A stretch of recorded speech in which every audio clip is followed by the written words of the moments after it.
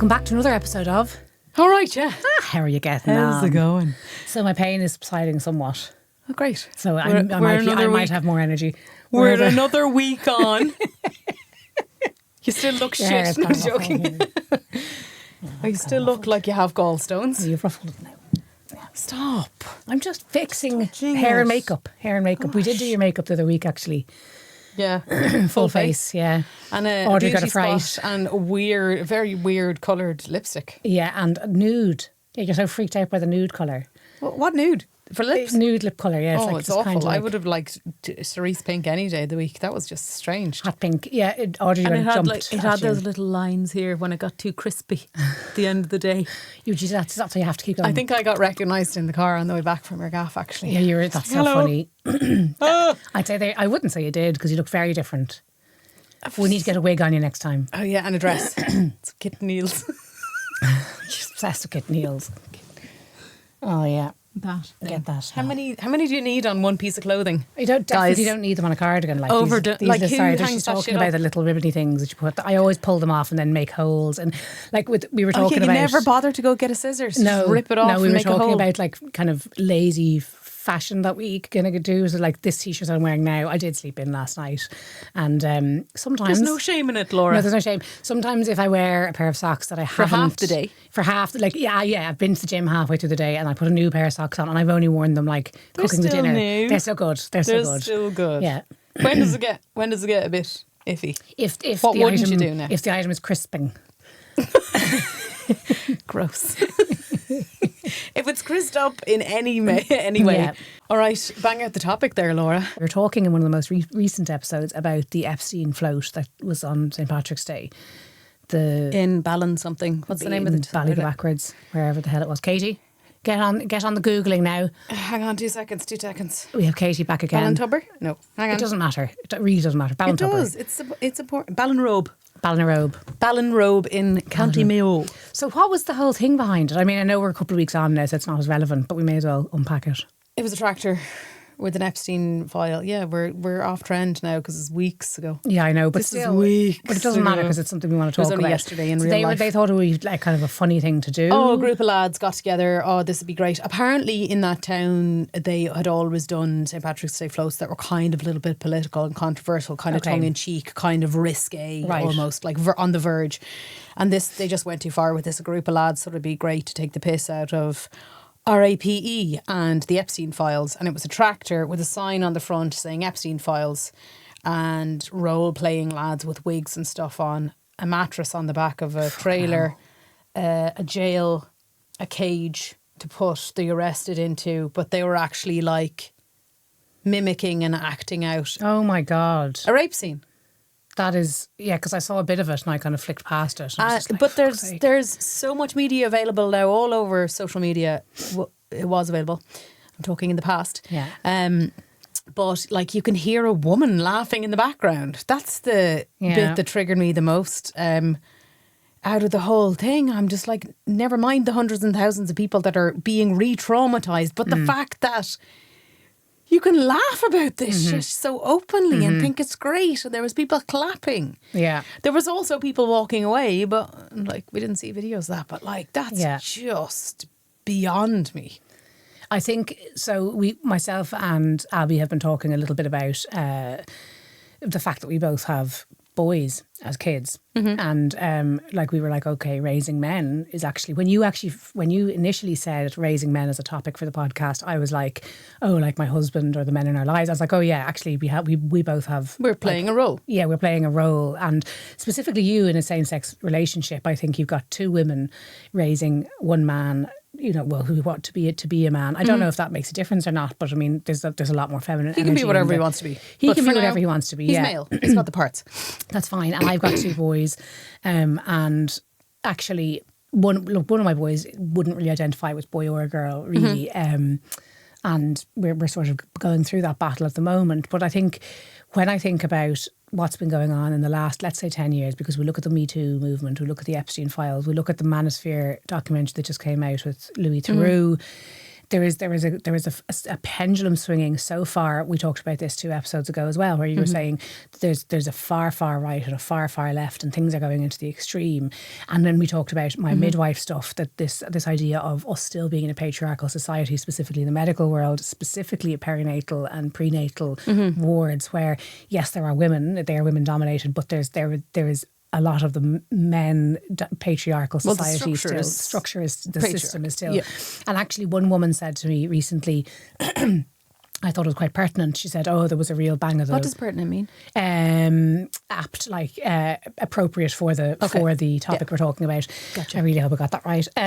So it was quite appropriate, because she said, "Oh, there's a real bang of the laundries offer off this some midwife." She was, I mean, obviously being quite abrasive about a midwife. Yeah. And I was like, oh yeah, the laundries. And actually the laundries, the last laundry, and I'm going to be wrong here somewhere, Katie, get Googling, the last Magdalene laundry closed, I think, in the 80s. I think, I could be wrong, it could have been even sooner. 90s, right. Okay, but she didn't even need Google for that, lads. Wow, Katie. Knocked it out of the park. And yes, that was a system that was run by women, but obviously that was a hugely patriarchal system. So when I think about the fact that there was Magdalene laundries up until, you know, when I was alive, like, I'm just like, holy God. And Ireland is so dominated by the church, by men.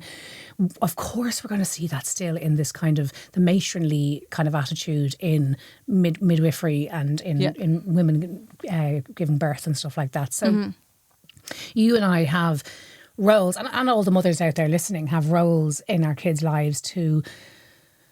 What do we do about this? How do we raise men to be aware of the pitfalls, of dangers of pornography, of consent, of misogyny, of being a man, but also trying to listen and to be there for the opposite sex? Like, what is our role there as women? I don't think I had this conversation with Audrey this morning, actually. We were revisiting the whole Epstein Float thing, and just the horror in both of us. And it came to a point where we can do our best, but we can only hope. We're not in control. Just because, like, in this nature-nurture debate, it's environmental, it's everything like that. We talked through it, and kind of thinking about, like, what I needed when I was his age, and all, like, you know, generational divide, and how our parents were brought up versus how they when raised us. When you were Jude's age. Yeah, when I was Jude's age and everything like that. Kind of like just to show no shame in being who you are down to its core. But, like, that's not really in my control. No, it's not. I think we should take the pressure off ourselves a little bit, in that respect, I can instill it in him, but, like, kids get in with the wrong group when you're at an age where peers are your whole entire world, and your parents get left to the wayside because you're trying so hard and so desperately to form your own identity as an individual. Those are really, really, really important years. Yeah. And I think, you know, we said in a previous episode as well that the bad shit has to happen. Like, you know, you might have to get in with the wrong crew to realise that you're not that. Yeah. You know, you like, like Audrey's most recently lost a group of friends, or like dropped a group of friends because, you know, her mental health is better without them, and she's not the person that she thought she was with them. And like, I think identity is totally fluid and forever evolving, but what we can do is tell them that it's okay to be themselves, and also give them the freedom, because there's this breakaway moment as well that happens. I haven't experienced it yet, but I'm sure you have, of trust. Yeah. And I don't think I had it because I was so disruptive, and I had all this like shit with my family, and I was, you know, I was rebelling hardcore. So, and there was a divide and a disconnect, but there wasn't ever any trust, because the worst was already there and it was expected. What I'm trying to kind of say is the importance of me trusting Jude, but also trusting myself, that I've done a good enough job. Yeah, because so much is out of our control. Yeah. Okay. So I think that there is a bit of like when I hear the kids fighting, for example, and this is not necessarily anything to do with gender at all, but when I hear the kids fighting, and Lewin's the bigger one, so I can hear it getting out of control, and myself and Fergal are learning slowly. You got to let them resolve it themselves, and it's hard to watch. Or when your child comes in, you're like, they're doing something, they're balancing on something like stupid. Maybe Jude's not old enough yet, but Lewin's balancing on something that he shouldn't be balancing on. Lewin, please don't do that. You're going to hurt yourself. Why? And he'll continue to do it, and then he falls and hurts himself. And my first reaction isn't, oh God, are you okay? It's, I fucking told you not to do that. Why are you doing that? I told you not to do it. It's incredibly frustrating as a mother. But I think that's a mother trying to live through their child. It is, but it's I think exactly that. But it's and it's the letting them be and letting it happen. And I think we just need to be open. I mean, Lewin already knows about sex. He started asking about it, and I just, when we were told about sex, actually, as a child, my mum was still in her like new ages. They were living separately, and she sat us down on poofs, lit some incense, and had some kind of like wind chime music in the background. We were 7. Panpipes. Most likely, and a bongo in the background, and she sat us down and said, "Now, have I told you about what sex is?" And I remember hearing about it, and I wasn't horrified. It was perfectly fine for me to hear what sex was. Amazing. It wasn't until I got to like 10 or 11 we watched a video in school, and the video was like, and a man and a woman rub their hips together, and it feels very nice. And I remember going out to my friend after, and being like, I was like, I think sex might be actually kind of nice, because I was never taught about it's a nice feeling, which is weird because it separates. Because then you've got all these ideas like of the child masturbating and stuff coming up as they grow up. That's a weird feeling because it's not associated with this beautiful love thing. The love thing is just a mechanical penis going into a vagina, or for you, it was penis going into a vagina. There was no such thing as scissoring. What was her name? Sandra. Get on. Scissors or nothing, Sandra. Get on. I'm bringing it up again because it's so good. Oh, it was brilliant. I was like in stitches doing the edit for that. But that's again strange, is the learning learning about sex and stuff like that. How did you learn about sex? I can't remember. It was just kind of osmosis. I swear to God, I cannot remember. It was taboo. It was there's a lot of shame around it. There was a lot of, you definitely should not be doing this. Okay. There wasn't the sex before marriage element. There was for me. There definitely was. I don't think there was for me. I can't really remember. I don't remember the class in school. Was there even one? There has to have been one. Oh, I was born in 86. I mean, I was in a multi-denominational school, so I don't know what Catholic schools are like, or Protestant in your case, probably. No, Quaker actually. I went to Quaker school. I forgot about that. Sure did. Quakers don't even have sex. Yeah. And the places were just palling around with each other. I don't know. I have no memory. But for me growing up, obviously I grew up in Christian church, and the whole sex outside marriage made it conflated the topic. It made the whole thing more alluring and more tantalising, like sex outside marriage, and people were questioning me on it, and it was so it's funny huge because you're learning about it at that age as well. But like you're starting to rebel and do things. Yeah, so all it did was want me to go and make you want to desire. Yeah, just put the desire in me to go and see what this whole sex. I remember thinking when I was like 15 and 16. Ooh, you're not supposed to do it. Like, and I remember thinking, looking around the room, an excitement to totally. it. I remember looking around the room, going, "I'd say they've had sex. I'd say they've had sex. I'd say they've had sex," and just wanting to like know what this thing was, and actually the same was with cursing in my family growing up. My dad hated cursing. My dad did most of the raising of us. He never, like, if anyone said, well, you could kind of say shit, but if anyone said fuck or anything like that, it'd be like, oh, that's charming. He shouldn't be. So I didn't curse until about 10 years ago. I didn't curse in front of my dad. Yeah, me too. Until I realised. I didn't curse in front of my mum. Isn't it weird? So only recently. And the natural switch off, because I have a foul mouth. And how did I manage to switch it off? Like, when we were going on Ireland AM, I was like, don't fucking curse. Don't say fuck. And I was just like, yeah, murder you cunt. You big bastard. You tall fucker.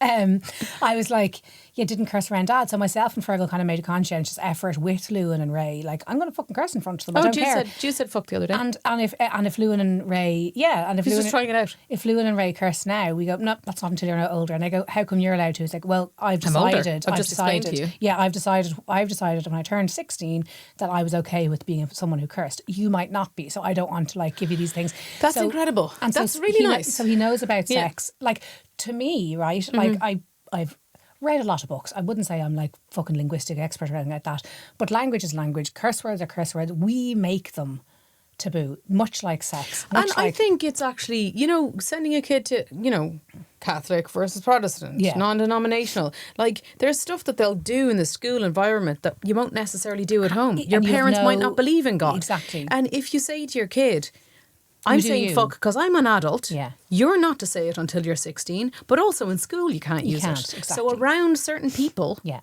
can't do it. Different houses, different rules. Because that's it'll what we upset say. them. Different houses, different rules. Exactly. And so like we were with Lewin with his autism, something just flew into my face there.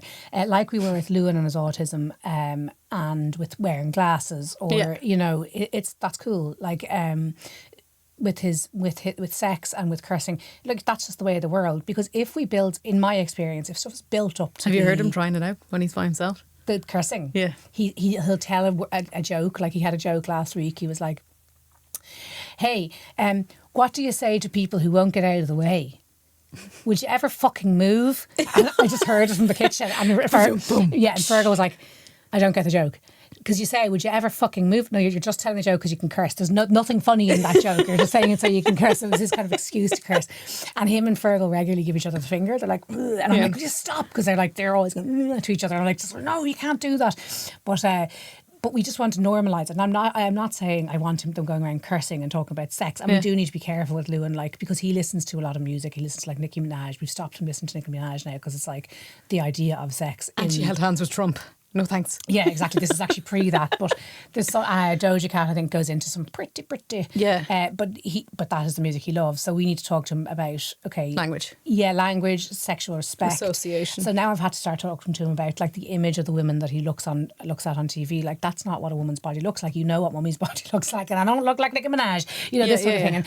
And we don't want to put sex up on a pedestal. So I don't want to overload him, but I think the approach we're having is like, yeah, that's just the way it is, and it's cool. So don't build an anxiety around it like it was with me around this crazy curiosity. And obviously Lewin they're kind of getting to that age now. He's nearly 9, so he's getting to that age now where girls aren't as icky. Do you know? Like, so he wants to hang around with the girls, but the girls don't want to hang around with him, so he's hanging around with the boys, and girls and boys aren't as icky anymore, so they're starting to hang out together a bit more. They're starting to kind of realise there's crushes, he has a crush on a girl and stuff like that. And how do you think, maybe you haven't come to it yet and I'm a good few years off, but how do you think, like, as I said, me and Audrey were chatting about the whole, like, how do we raise them, and there's no perfect way, there's no one size fits all, there's like guilt, and in the hope that you do good enough in a group situation, say for example, and a guy spouts something derogatory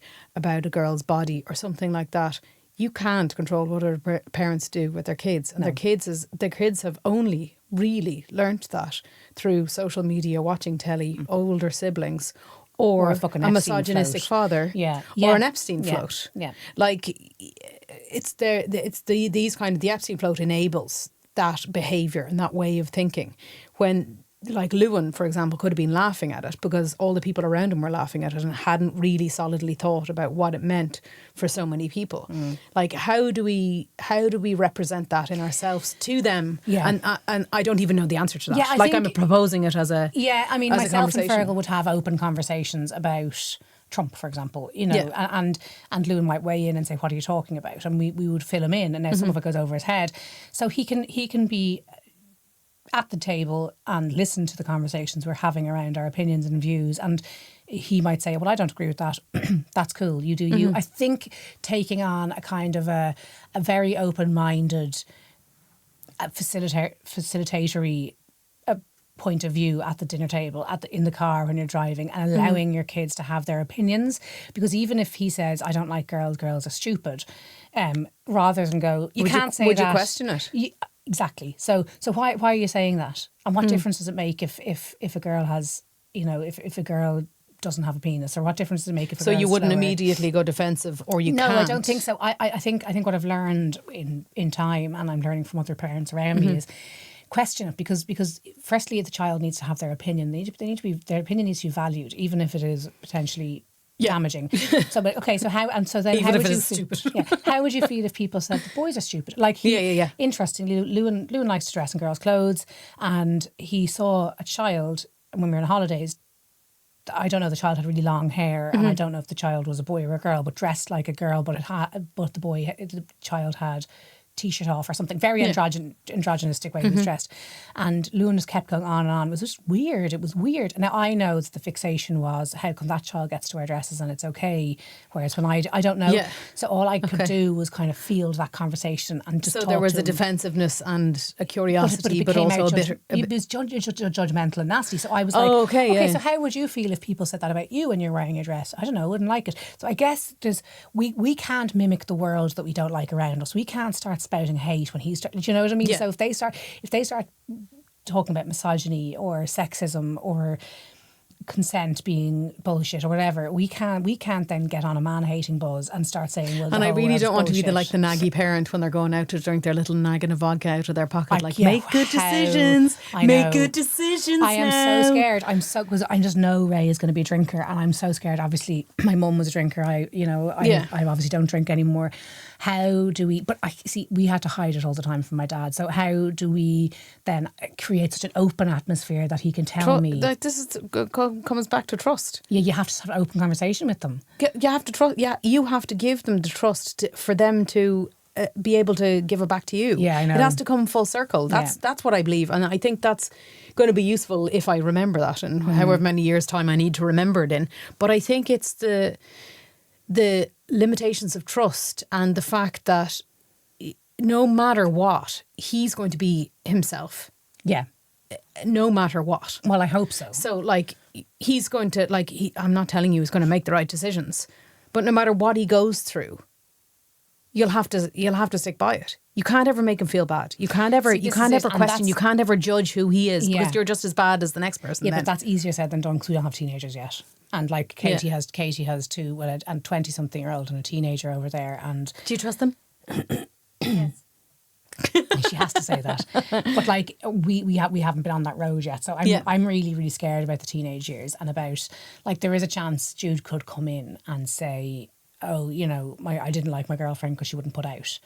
And are you going to trust them and tell them they're right? That, so there's... No, I'd never. I would literally say, do you want to sit down and talk about it a little bit? Because I think there's some things that that might be useful to you in moving forward with this. Yeah.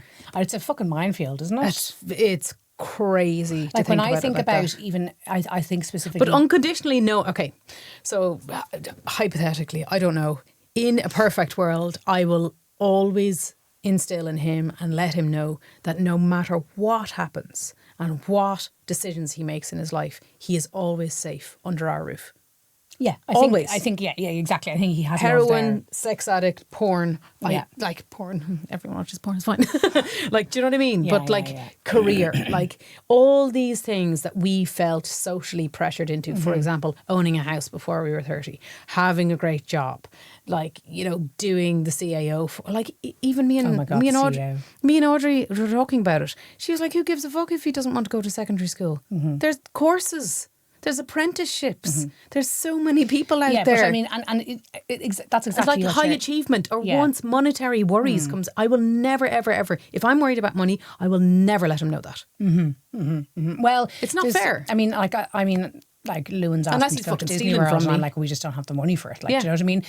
When I think about I think Gen X, boom is Gen X, millennials. We've all had this crazy upbringing where the consent conversation didn't happen. When I think back to some of my sexual experiences, I'm no, that certainly was not consensual. Borderline, and in some cases not at all consensual. And I can talk about it lightly now, but it was fucking hard at the time. But we got ourselves into fucking crazy situations. And do you remember there'd be guys that would fancy you? And you probably had guys fancying you didn't like it at all. No, I hated it. And did you ever have guys kind of coming on to you and you kind of went along with it anyway? Yeah, I would. And what would you do? Would you just kiss them back kind of thing? Kiss them back and just hang out with them and I don't know, it was just and then you think about it going, oh, sure, why did I do that? Oh, sure, it's a bit of crack. And were you in your head at those times knowing you're gay, but you just had to go along with it? No, I didn't. I don't think it was I had to. I think it was that I was so lost in myself anyway that I just did. So I don't think there was any pressure. I don't think there was any, because I was just very much kind of a loner in a lot of ways and kind of making my own bad decisions because it was self-destruction. So I was thriving off that destruction. Yeah. Yeah. Do you know, I don't think like, and their drink and intoxication was very heavily involved in those years. So like, maybe there was decisions made that I like lurch about. Yeah. Lurching around the place about, but like never like, oh, that was, I really feel like every single thing that happened was consensual on my part. Definitely not for me and some of my friends, like 100% not. But when I think about you were talking about pressure. The pressure. I was definitely pressurised. Club life was a big fucking thing when we were growing up. So club life was like Wes. Did you hear about Wes? Out in the sticks? Wesley. Did you hear about that? Wesley. Yeah. And so club life would be like you'd wear the miniest mini skirt, you know, and some of the girls would cut a hole in the middle of their tights so for easy access, you know, this kind of thing. Yeah. Apparently there was more condom wrappers found in club life. Now we never I never did that or whatever. Holy shit. But you'd go so it would be like you'd spot a guy, you'd be going the whole night going, okay, that guy. And then, so you probably did, I don't know if you did this or not. So like, this is like, so you'd have to have a friend. You'd have to have three girls in the situation. So you'd have to have your friend so you could talk to your friend. The other friend would go over to the guy with his mate and say, will you score her? And he'd look at you. And then they'd have to be two of them so you wouldn't be left alone. And he might say no. So you could come back and say no and you'd walk off. Or they'd say yes and you'd be like, brilliant. And then you'd go over and you'd just stand beside a pillar and just like, you know, dishwasher machines, like just shifting. They might get a top. And I remember actually, sorry, this is very funny. My mum, so we started to go into club life when we were about 13, and about 6 months later was when Mum died. So Mum actually got about 6 months of that kind of consensual stuff in there, which is quite interesting. She was lying across Danielle's bed and she was talking to the two of us. She was lying up against the wall, kind of, you know. She was like, now girls, would you ever let a man grope you? And we were like, what's groping? And she was like, you know, like put his hand up here. And we were like, oh, top you. She's like, yeah. And we were like, at the time, we were like, no. You know, of course, 6 months later I did.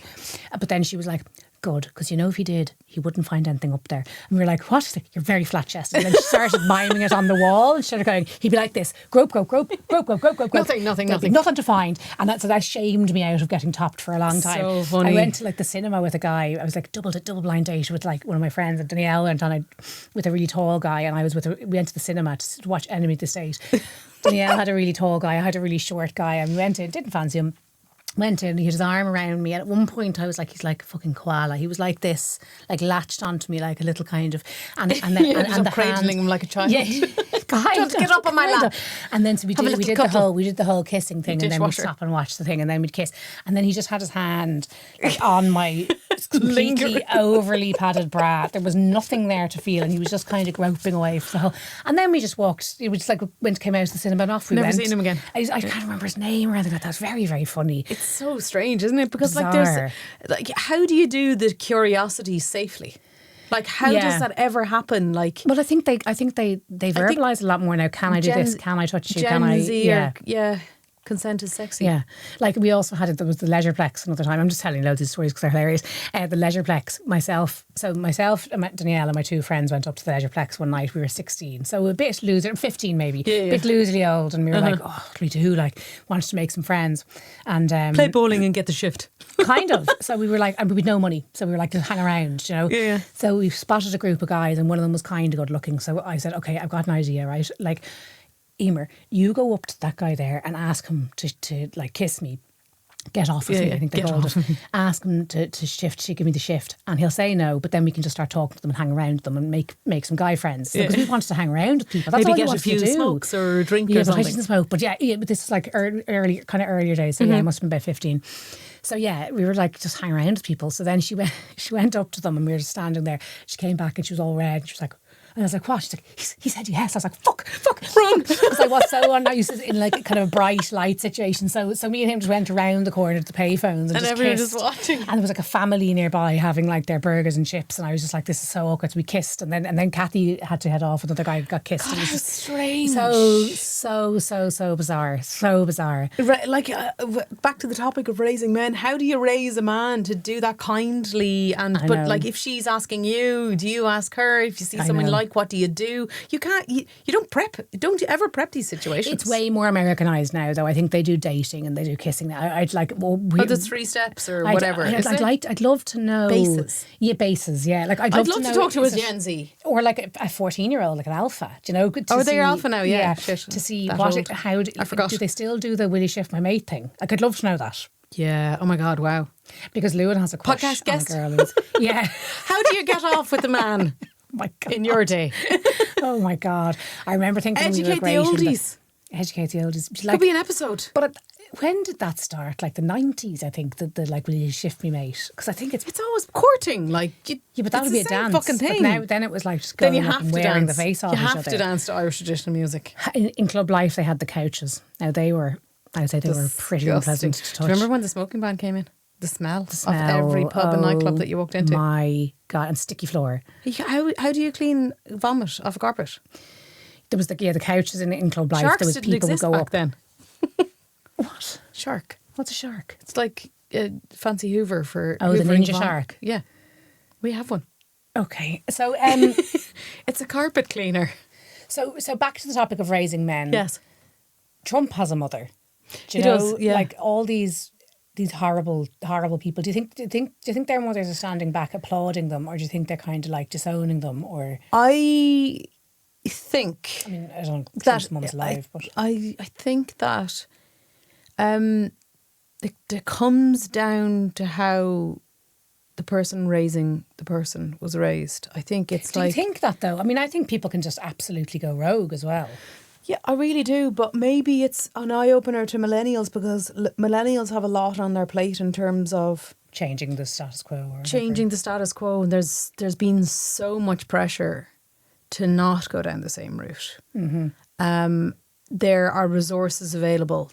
The language is there. The words are there. There is so much modern, accessible chat, conversation to tap into. Yeah, the consent It just conversation was just a not huge campaign, out of available. home campaign recently. I mean, I don't think I knew the word consent there recently. Like, you know, up until up until 5 years ago. Yeah, I mean, I knew the word consent, but it wasn't used in kind of a generic. I'm saying it like it's weird, but nobody's to blame. But I think there is a very, very, very obvious breaking of the mold with our generation because so much has happened. Yeah. So we're overly cautious, but we're still traumatized. You know what I mean? So that might come to our detriment. Any of it, like, and like as I said, like there's been very non-consensual stuff that's happened. Okay, I'm traumatized by some of it, but like a lot of the stuff that was like really not on that happened. Yeah. Like it was just sort of, you just sort of laughed it off. Like, do you know what I mean? Like, yeah, but then does it approach you later in life as a trauma or should be a trauma? And maybe, maybe, or am I part of the problem by being like, sure, do you know, like it's. But you are, and then you're like, oh shit, I just enabled it, like because I didn't know any better, and it was what everyone else was doing. That's like, that's the previous generation's excuse, though. Yeah, I know. Racism, previous generation's excuse. Homophobia, previous generation's. The education isn't there. It all comes down to education. Yeah. It all comes down to knowing more than you already knew about a certain situation. I'll bring you back, though, to Club Life just to give you a good story because something came into my head there, which has nothing to do with what we just spoke about. My mate, really want to name her, but she'd be annoyed if I name her, Natalie, went off. Did you hear that? Went off. It was really kiss my mates kind of thing, and she went off to kiss him, and they were just stood there for 45 minutes. 45 minutes, because usually you'd be like, how long? There was a kind of a thing back then. My tongue's spasming, help. It would be spasming. You'd be like, and imagine the amount of saliva you pass there. But you'd be looking at your watch going, okay, so I actually scored him for 10 minutes. Or just like opening your eyes mid and like looking over at your friends. And they'd be their eye would flicker open and you'd be like, oh shit, close again. But she was over there for 45 minutes kissing. Nothing else, just standing. Kissing. Oh. You know, do you remember the big tongue kissing that they did? And the one huge dribble of spit just came down between the two of them and just like onto her boobs. Disgusting. So awful. Really Did we even disgusting. thought that was like intriguing by any means? I'm sure the lads. Is there Gen Z or Gen Alpha have like kissing lessons? Yeah, I don't know. Thing? Like, how is there a curriculum for that now? When did we merge from doing the dishwasher kissing into just normal kissing? Because when you had enough shit ones to know, you had enough shit ones to know. When was your first good kiss? What age were you? 40. Like I'd say it's about 17 or 18. I think most of my kissing up until then was like the kind of weird washing machine kissing. It wasn't until I actually think I started to actually get any kind of gratification out of the maybe kissing. 16 or 17. Because like before then I was... That's a lot of years of shit kissing, I to be never fair. enjoyed it. I didn't enjoy it. There was no sexual gratification for me at all as like from 14 to 17 of like there was no arousal. Do you know what I mean? In kissing. It was just this is the thing I do with my mouth. Oh, his hand is up my top. I was embarrassed about like mainly embarrassed. It was a pastime that I do with my friends. Like, do you know what I mean? I'm sure the lads were getting loads out of it. I got nothing out of it at all until I was about 17 or 18. And then that's probably when the kissing started to hone itself. Do you know what I mean? Yeah. But did you ever have a moment with a guy where you were taking the lead and telling him how to do it? Yeah. Yeah. Like cop on. Yeah, definitely. Jerry. I'm sure I was a fucking asshole to loads of guys. Do you know what I mean? But like, I think there was definitely times where, oh God, I just remembered a really embarrassing time in club life that a guy... It was before I'd let anyone top me, and the girls saw this happening. So his hand started to go up my top. They were no, they wouldn't have cared because I was all like, he just chopped me, blah, blah, blah. But his hand started to go up my top, and I pulled his hand away and broke the kiss and looked him in the eyes and went, no, and shook my head and then hugged him. So embarrassing. No, pet. So condescending. No, it's really American. Like. Also, like with the topping and like the bases, was it a flex like on a night out in club life that you've talked about 17 times in this fucking podcast? You're just jealous. You're so jealous. I wish I was there, Waterford, watching from around the corner with spit just dribbling out of my mouth, lurking behind the. Yeah, was it like brownie points? Like, was it like? I think between some of them it was. Between us, with my group of friends, no, we would have all been kind of scared of the higher bases, and we would have been like, oh no, like. But also, actually, good one on Raising Men is my older brother. He's 9 years older than Andy. He's been a really amazing kind of father figure in my life for a lot of my life. I mean, for example, when he was carrying us down the stairs when we were babies, and he tripped. He was about 10, and he tripped and fell, but he turned himself mid-air, so he would land on his back, and we wouldn't get crushed. So he's always looked after us. Oh my God, there's a white thing on your black top. It's really annoying me. No, it's a hole in my cardigan. And we were in Italy with my dad when we were 16, and we'd gone skiing, and myself and Andy and my other brother Shane and my sister went down to the nightclub, and we were having a few drinks because it was legal there to drink, so it was great crack. So we were having a few drinks, and then there was Italian guys invariably kind of following myself and Danielle around, and we'd be dancing on the dance floor, and the guys would kind of start making their way over, and then I'd look over behind a pillar and just half of Andy's head, big baldy head in them, looking behind the pillar like, just making sure they weren't coming close. And then once they came close, he'd come over and do his really bad Gen X dancing at them, and all dancing, getting in the way. And we were like, oh wait. And there was one guy that I was kind of getting on with, and I really wanted to kiss him, and I was like, oh, and he started to act really frightened, and he's like, no, I can't. And I tried to kiss him, and he was like, no, I can't. You gave it to Ran Andy? off, and I said, Andy, what the fuck did you say to your man? He said, do you understand morte? That'll be you. You will die. Morto. It's like he basically went up and put his fist in his face and threatened them. So like, I mean, I actually think brothers get it. That's brothers amazing. get the whole protective thing. Do you know what I mean? I've had 3 older brothers who can be very protective over me and really get how to protect women. And none of them have joined the Manosphere.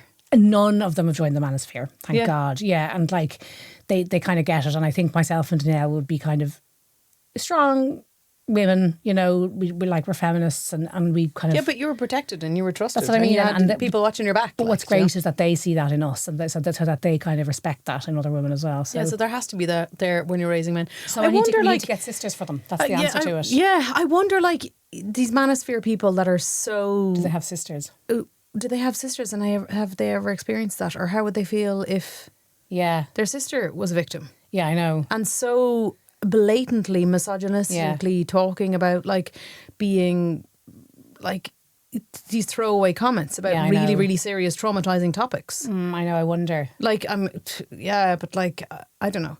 I think all we can do is our best, and also try, like, I don't ever want to be seen as, it's like, controlling that. No. I want him to be free in that. I think we need to stay curious. We need to stay curious and empathetic. And But there's just keep asking. no hard set lesson either. This is the thing. That's Yeah. why you can't teach sex ed. That's the whole Really? point. Yeah. I think You go, that is we the whole all have point. different It's brains. Keep an open mind with them. Stay tolerant and patient, and stay curious. Keep asking them questions, and try not to be rigid like the world out there is. I think that that's kind of our only. Yeah, but like living it was kind of rigid because you got the bases, you got the But I want to be there open. there was a structured way things happened. I know, but I And want to be same open for me eno- growing up. I know, but I want to be open enough so that I'll finish on this. My mum came down. She was sick. She had been diagnosed leukemia, and it was the last disco I went to before she died. And I came home, and I'd gotten off with 3 guys, and I thought I was great, and I thought that was fine. And my mum came down the stairs. I remember her asking me in the morning, "How did you get on at the disco?" And I said, "Yeah, great." She said, "Did you kiss anyone?" I said, "Yeah, there was one guy and there was another guy." She said, "How many guys did you kiss?" I said, 3. She said, "Right, yeah, I think that's probably..." Now, in her head, she was probably like, "What the fuck is my 13-year-old doing going around blocking tonsils?" But, but she was like, "Yeah, that's probably a bit too much to work." Because, I mean, you don't really, you want to focus on one guy, don't you? You don't want to get, loads of different guys. And she handled it so well and so openly. And I took that with me, and that and the groping thing. It's okay to talk about this.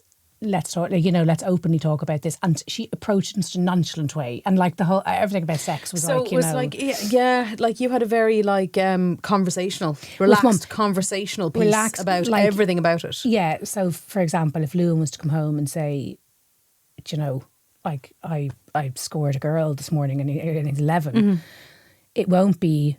And what was she like? Yeah, What's her it won't be, name? "What the fuck? What does her dad You're do?" too young for that." It'll be, "Okay, how does that make you feel?" Do you know what I mean? Because actually, Yeah. the first time I kissed a guy, I was 10. I felt way too young, and I went home, cried to mum, and mum was like, "Well, maybe you're just not ready yet, love." And I wasn't, and that was so rather than, "Oh God, don't tell me," I think we just need to be open. We need to be. Yeah, there was nothing catastrophized about it. Exactly, there was nothing scary. And that's taboo, amazing. When I was growing up as a Christian, no sex outside marriage. We need to not put these guardrails around anything so that we can kind of guide them in that respect. Yeah, and do you remember the class that you had? Was it very taboo? It's a bad thing, or was it the sex ed class? Because I don't remember mine. Was it was just really biological? It was, or was it it was quite biological. But was it then biased actually, in any way? No, because multi-denominational, and actually it was a great school for that because in 6th class then we had our teachers. Everybody could write down a question. And you wrote it down twice, and you ripped the paper in 2, and you folded it up and put it in a bowl. And all the girls went into one classroom, and all the boys went into another classroom. That's cool. And the teacher answered all the questions. And I remember one question came up was "What's a tampon?" or these kind of things. But one question came up was "What's a blowjob?" And the teacher was like, "Okay, yeah, I think that's probably one for your parents to answer," because she was just shit, she didn't want to go into that kind of thing. Good. But there was mainly does blood come out the pee hole? What's a period? Things. And so the girls and boys were answering. So Basically, clearly anatomical inquisition to the whole there kind of was act. questions around. Yes, yeah. Well, I mean, I think there was "What's an orgasm?" or "Does an orgasm feel good?" and stuff like that. Yeah. So there was She's lots like, of "Hell questions. yeah." Yeah, she was like, fuck. "Ooh, yeah." What noise do you make? Yeah. So I think keeping an open mind, allowing our children to be curious and not freaking out when they say fucking weird shit, because we're in for the weird shit, because social media is only getting started, Totally. you know? Yeah. And maybe not allowing him to have social media until he's 18. Oh God, the whole porn stuff. But look, we'll get into that in another episode. Okay. See you later. All right, yeah. Bye-bye. Stay cool. Stay cool. Okay, stay classy, San Diego.